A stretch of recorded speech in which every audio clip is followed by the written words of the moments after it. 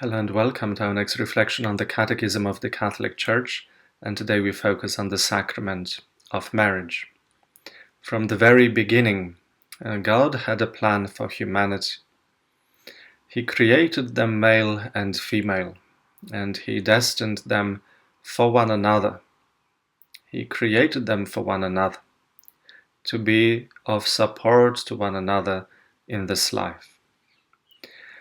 As well as that vision at the beginning of creation, the scriptures also conclude with another vision, and that is the great wedding feast of the Lamb. And so, marriage, that intimate community of life and love, has been established by the Creator, and as we will see, it is a great example and a mirror and an image of God's great love for His people. And so this has been the plan of God for us, for the well-being of the individual, as well as for the well-being of society as a whole. Because our well-being is so dependent on a healthy family life. And hence our need to nurture, to nourish, to protect, to strengthen, to support real family life. And here's the reason why. In order to reflect the community and the beautiful relationship of the Holy Trinity, we need to reflect that love, we need to reflect that understanding, and all the goodness that is to be found within God Himself. But we know that there is an experience of sin that we struggle with. And so what sin does, it transforms what's meant to be a reflection of the life of the Holy Trinity into a relationship of domination, infidelity, jealousy, and all sorts of things that lead to discord, lead to disharmony, separation, lead to destruction. And hence our need to nourish this life together. How do we do it? We do it by clinging to Christ, by following His law. And if we look at the old law, and the law given through Moses, the law passed on by the prophets, they are pointing us in the direction of the Lord Himself, and of His great plan for humanity.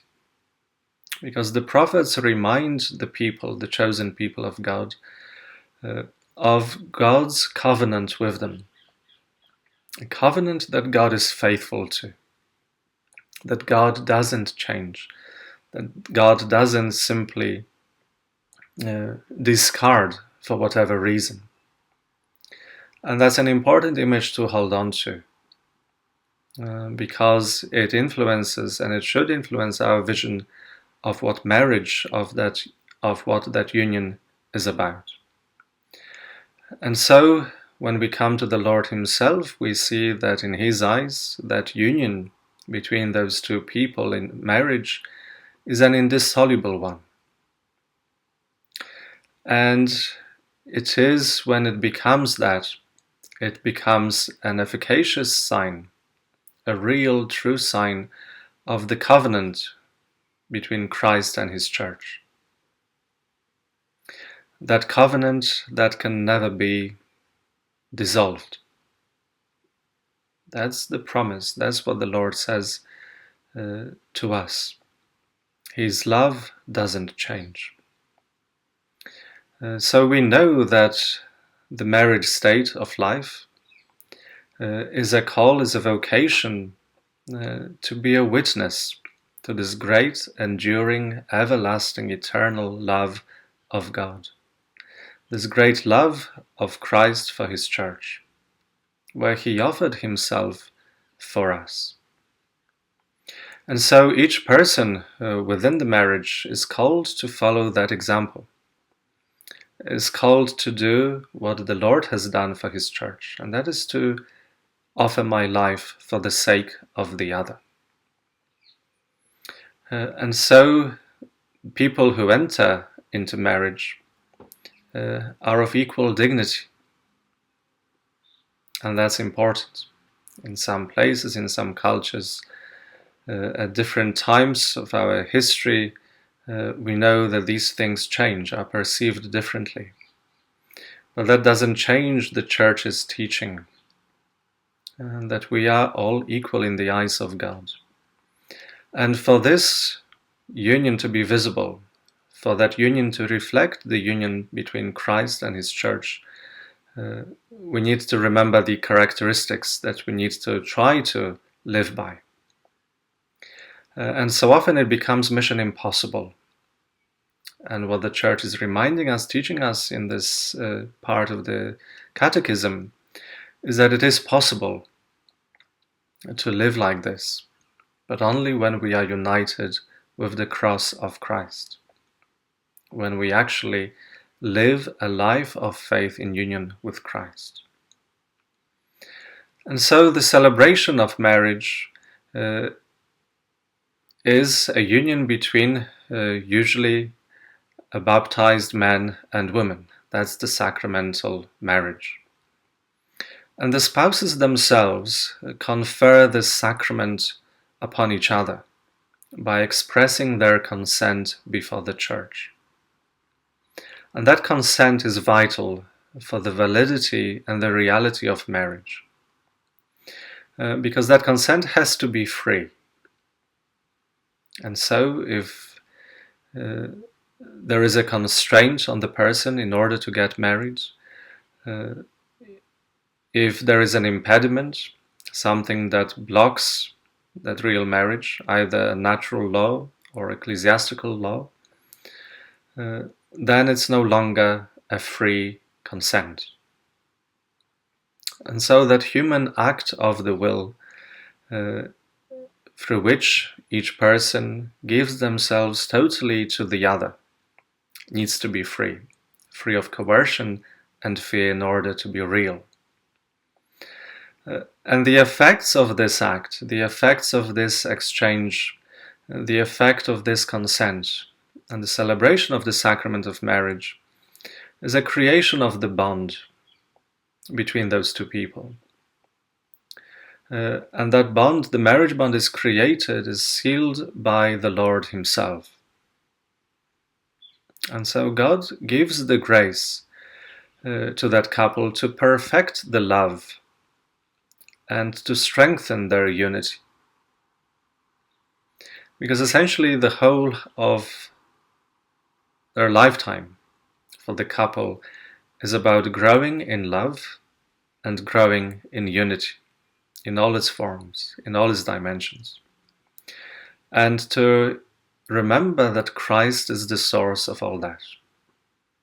And that's true of all the sacraments, and it is true in this sacrament as well. And so we are called to a life of unity, a life that is committed to the other person, to a life of fidelity, of faithfulness, a reality that is open to the gift of children, to the gift of new life. And as such, by its very nature, it becomes a domestic church. A family is the domestic church, because within the family is where we are passing on life, and not just the physical life, but the life of faith, by our example, by how we live, how we relate with one another, by our prayers, by teaching our children and helping one another to pray, to be in communion with the Lord. And so there are many different things we could talk about marriage, whether it's a mixed marriage between a baptized person and somebody else rather than a Catholic, but also a baptized person, or a marriage that exists between a baptized person and a non-baptized person. and all the various complexities that we would need a lot more of time to actually go into the details of them. But at this stage, the Church wishes us to be mindful of the great dignity, of the great gift, and the importance of married life. The importance of realizing that the family is what makes up the Church. That's where the Church grows, that's where the Church is nourished. And so in a real way, if we are faithful to the Church, we become a mirror image of what the Church does for us. It nourishes us, it strengthens us, it forgives us, it understands us, and we are called simply to reflect those qualities, to be sources of life to one another, to be mindful of the dignity of every person in our household, to be mindful of that dignity which God has created, to see the preciousness of each person. And we know again from what we mentioned already that sin is there all the time trying to undermine all that, trying to help us forget about what is actually at stake. And that's why we need to cling to Christ in order to understand the value of this sacrament, in order to live it out, for it to become fruitful in our daily life. And so usually that's why we celebrate it within the sacrament of the Eucharist, within a celebration of the Mass, to make it even more visible that what the two people, what that couple are entering into, is a lifetime of what the Lord is doing for us. He is laying down his life for us. He is giving himself for us as our daily food, as our sustenance. And so, those of you who are married can reflect, in what way am I sustaining and life-giving to my husband, to my wife? And those of us who are not married can ask ourselves the same question. In what way am I bringing life to other people around me? In what way am I showing my faithfulness to the Lord? And how can I become a truer image of the Church within my own household?